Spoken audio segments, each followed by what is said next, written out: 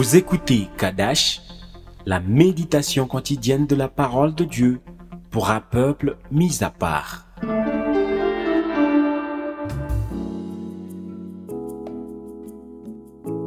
Shalom, bien-aimés en Christ, la parole de Dieu nous dit que l'humilité précède la gloire.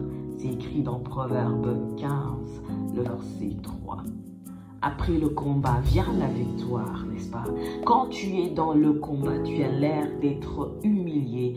Dans le combat, tu es rejeté. Oui, tu seras déconsidéré. Mais malgré cela, sache que tu dois combattre. Tu dois accepter l'étape de l'humiliation, de renoncement. Parce que tu es concentré sur ta victoire, sur ta gloire. Et souvent, la plupart veulent atteindre la gloire sans traverser l'étape de l'humiliation. Ils veulent embrasser la victoire sans combattre. Pourquoi je dis ceci? Bien-aimé en Christ, ne pense pas une seule seconde que l'ennemi te laissera la voie pour que tu atteignes ta restauration. Il fera tout pour te combattre.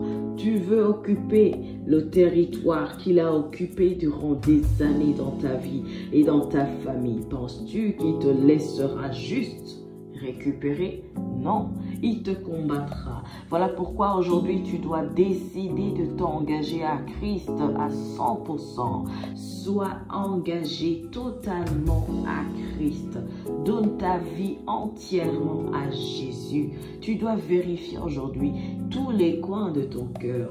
Revisite ta vie, tes pensées, tes paroles, tes actes, ton corps entier, ton esprit, ton âme. Donne-toi entièrement à Jésus-Christ. Si tu veux gagner ce combat de la restauration, alléluia, tu dois te donner complètement à Jésus. Tu ne donnes pas seulement ta vie à Jésus, tu dois être prêt à combattre. Comment? En priant sans cesse. Il y en a qui prient pendant des jours, des semaines, des mois, des années et se disent, mais depuis que je prie, je ne vois pas de changement et commencent alors à se décourager.